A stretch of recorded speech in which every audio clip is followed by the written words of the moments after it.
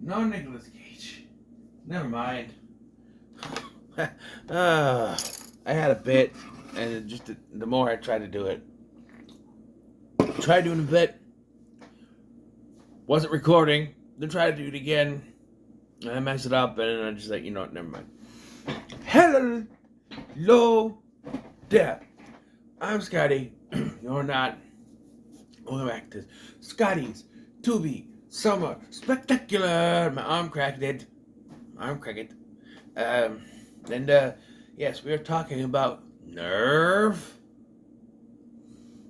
No, I said like that. Nerve. It stars Emma Roberts and Dave Franco. It came out in 2016. And I remember when this trailer came out. Now that looks interesting, but I never went to see it or watch it or anything. The plot behind this is that there is this game called Nerve, and if you sign up to do it, then you have to do whatever it says. And it's dares, it's a dare type situation. Okay, fine. Very similar to the movie 13 Sins, which was very much like that, the whole thing. Well, that was rated R, and this is PG-13. I went to watch it, and I go, PG-13, And while I think that at some point they pushed the limit of that PG-13 with some of the stuff, it didn't go as far as I think it could have had it had an R rating. I think like the most risque we get is they're running around in their underwear. I think. I don't know. Also, it's also very confusing as through most of the film, it's and like during the climax, it's often hinged on the fact that the viewers are the ones that are giving out the dares. But there is someone else behind it, and by the end of the film, there's no conclusion. In fact, I'm pretty sure they were setting up another one when you see someone holding a phone recording the characters at the end. Like, or you stopped at this time but it's not over type situation. I don't know. Emma Roberts plays V. She's a shy teenage girl. I'm assuming she's supposed to be 18. They're seniors, I'm assuming. Because otherwise, this relationship she has with James Franco, who is pretty much an adult, is kind of weird. I'm assuming she's 18 at least. And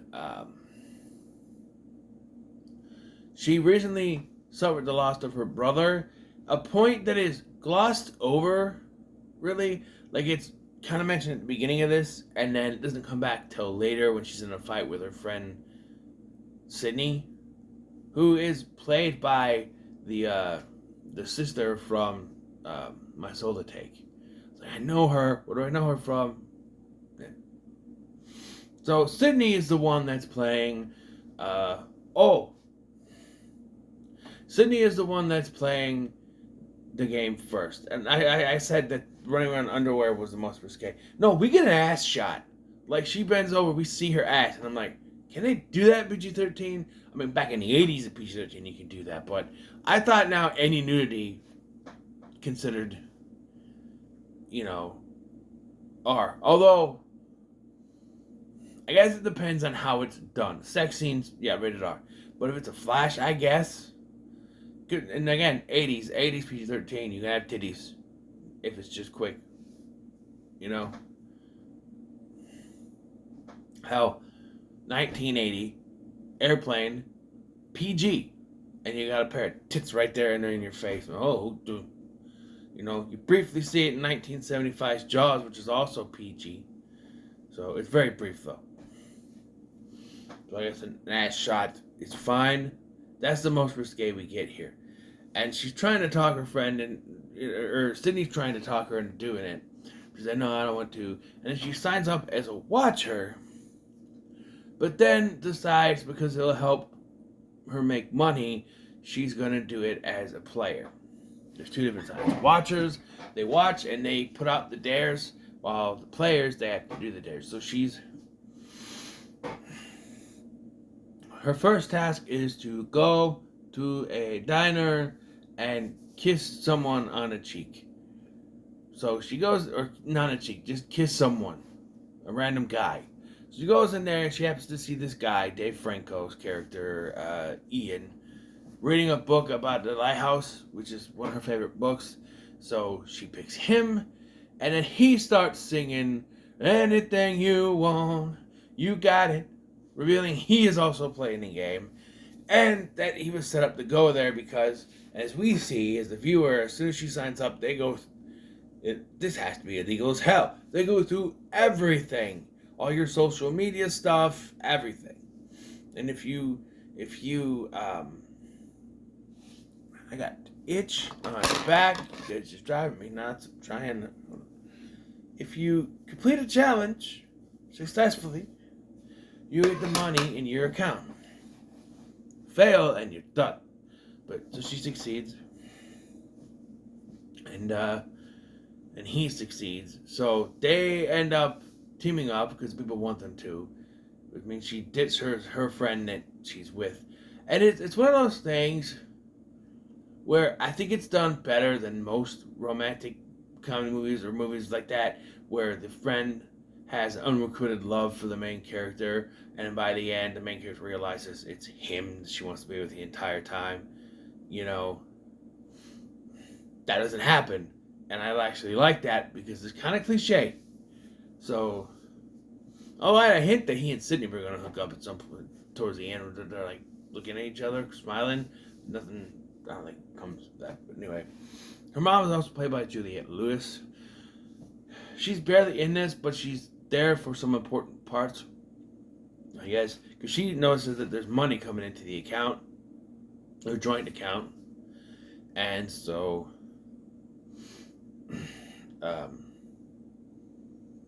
she like calls her and asks her anything. So now we get, so they go to Manhattan, because they're in New York, and they go to this department store and have to try on expensive clothes. They do, and she goes to take it off a mannequin for some reason, and it's like, no, you can't take it off the mannequin, so I'll go get you, one to try it. This is also confusing. She was going to take it off the mannequin. What if it wasn't her size? Then the lady just brings out another dress, like, how did you know her size? There's the size, I gotta go, I can't just go grab a shirt that's a medium. I'm not gonna fit in that shit. I'm a 3X. Yes, I know. I'm fat. Shut up. But, like, you know what I'm saying? Like, you just take the one off the mannequin. How do you know it's your size? And then he is also there, which she knows, because they kind of split, because they're right there. She said, no, I don't want to do this anymore. And then, then they meet up again, and then someone takes their clothes, wallets, and everything, leaves their phones because they're recording and stuff. So they're told they have to leave. They're not told that they have to keep the clothes, so they run out in their underwear. So if you ever want to see Emma Roberts in her underwear, there you go. I guess some ladies you want to see Dave Franco in his underwear. There you go. But anyway, they run out and find that the clothes that they just had on are in his motorcycle, the bag on his motorcycle. They're not their clothes. It's the ones that they were trying on. I guess the watchers bought them to wear. I don't know. There's a receipt. So it's at this point that Tommy, the friend that she left behind, starts to get concerned about this, watching everything happen, because they're recording everything.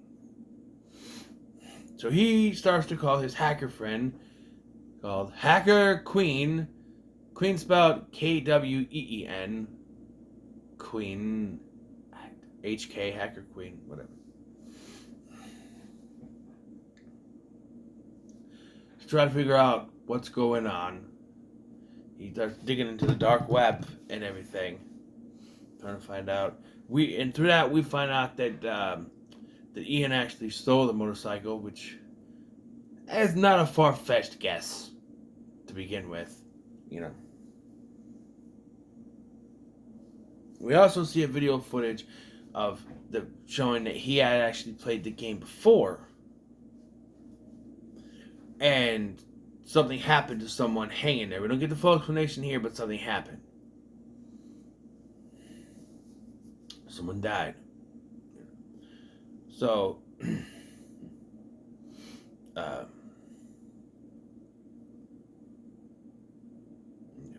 so then they decide to go to this party that everyone is having. Like, I don't know where Ian suggests it, which, you know, if you're watching home, you're like, okay, he's been dared to do that. But why?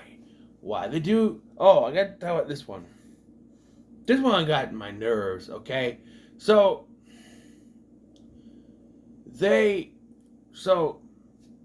Ian is dared to ride his motorcycle, get 60 miles per hour, blindfolded. And immediately, V is like, no, I'm not doing, no. I'm not, no. But they do it, and yeah, it got my nerves going. So, but during this, we keep flashing back to Sydney seeing how successful V's doing, and immediately I went, oh, don't do this. Don't do the jealous friend cliche. Especially since this friend was the one who urged her to do this. But like, now that she's becoming more popular, how many viewers does she have? But even because she has more viewers, still has more viewers than V, she's fine with it. But it gets to that point where, as the night goes on, it gets more and more frustrating for her. By the time they reach the party, she's full-blown drunk. Which the actress is good at portraying, by the way. And her dare is to walk across, basically the Scream 6, walk across this ladder between two apartments. Right? She can't do it because she's fucking drunk. Which, yeah. So then V does it successfully. And I went, that's not really fair because, like, because they show up and everything and it's like, but that's not really fair because Sydney was drunk and she wasn't. But she's drunk and she gets, I guess her nerves got her too. I wouldn't do that. I'd be out. Tommy shows up and tells her when he was hacking into the stuff that so that they get into an argument over this shit.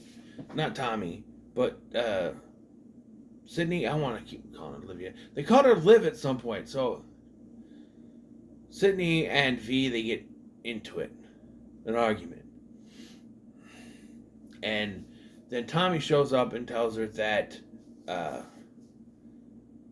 Ian was dared to take her to the party so that they could get in an argument because they just knew something was going to happen. Manipulation. This is where she's completely had enough because V almost died. Right?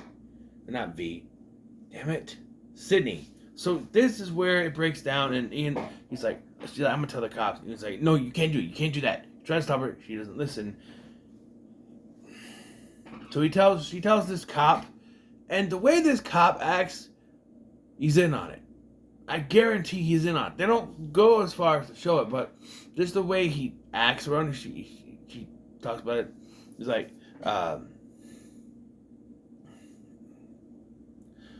she tells him about that thing, and he's like, has a crime been committed? Well, technically, no. But he just told you that someone, she just told you that someone's life was put in danger by this game. I know that they can just say, well, it's their personal choice. I can't really do anything about that. But still, it's an attempted crime, right? Like, someone tried to stab someone, right? If someone tried to stab someone and to murder them, and they don't, that's still attempted murder. You still get arrested for that.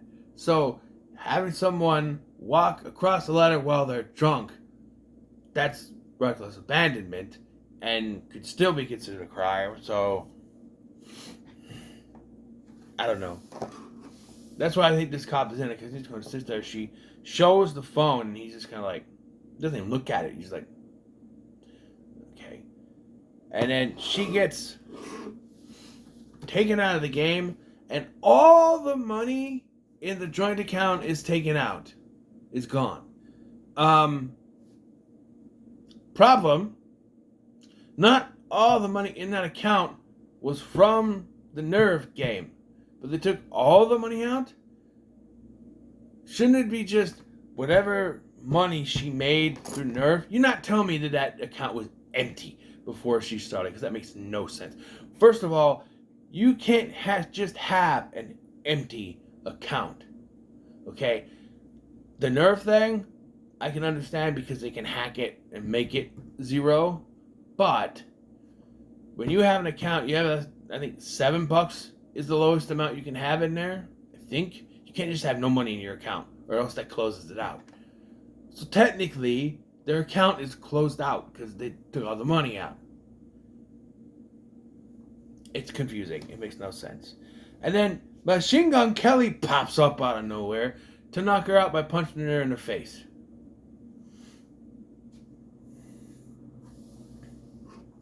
You should have got Chris Brown. He'd do it for free. Sorry.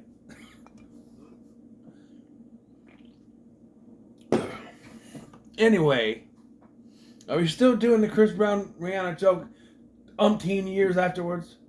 I guess so. So she wakes up in a shipping container like Peter from season 2 of Heroes. And she also has no powers.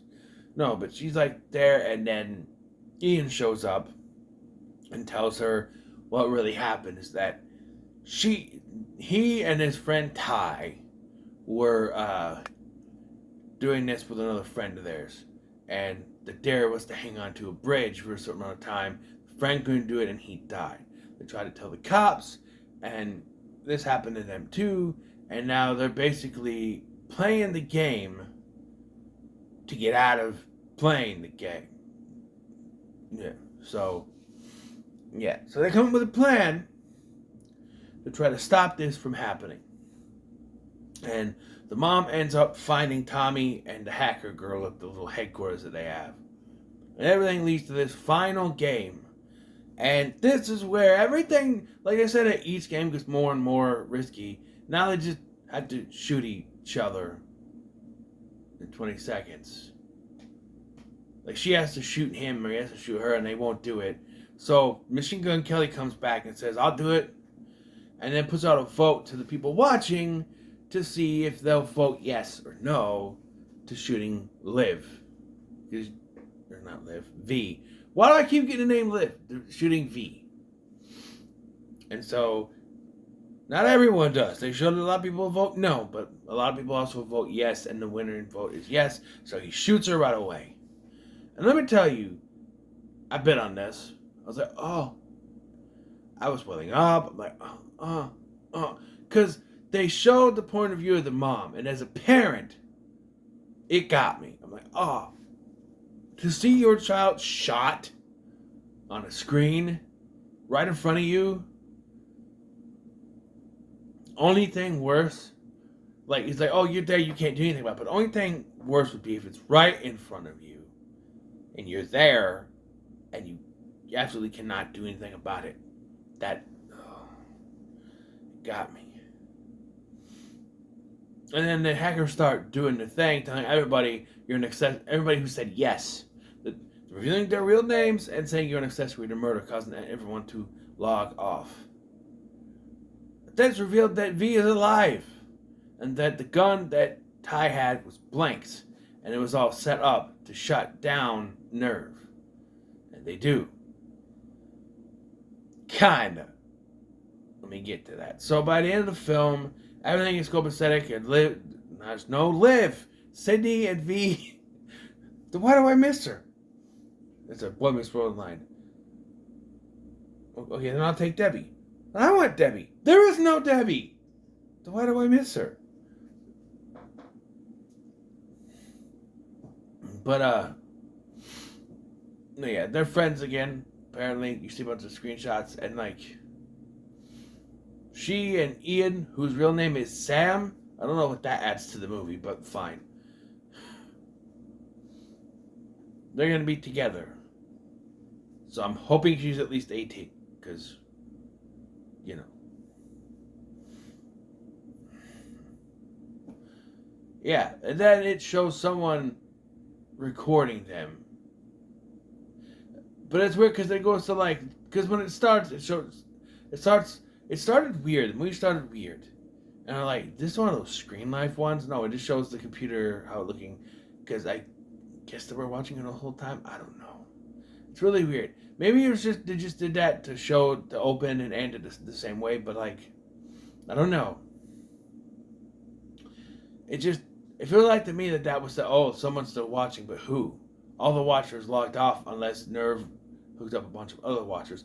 Also, there's no real conclusion here. We don't find out who was behind it, why they did it, and technically you only stop the game in New York. Who knows how many more people across the entire freaking country, or planet even, are still doing this? Which is how you could get a sequel that never happened, you know, where someone in Chicago or LA, you know, is doing it.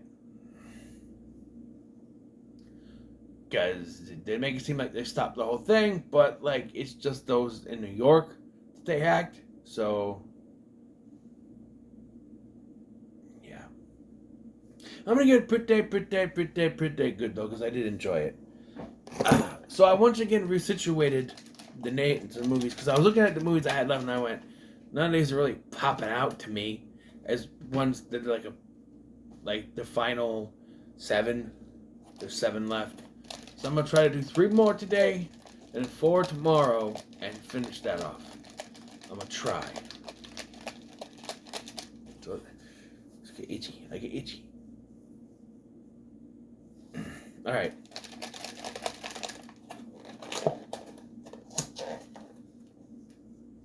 That one? This one. Home on the range.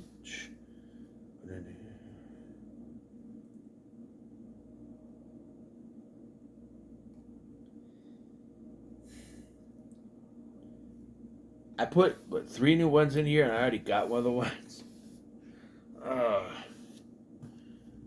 Well, we're going back to the 90s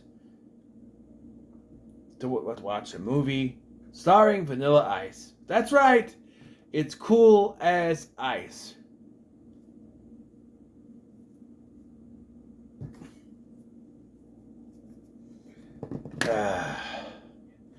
So, what are your thoughts on Nerve?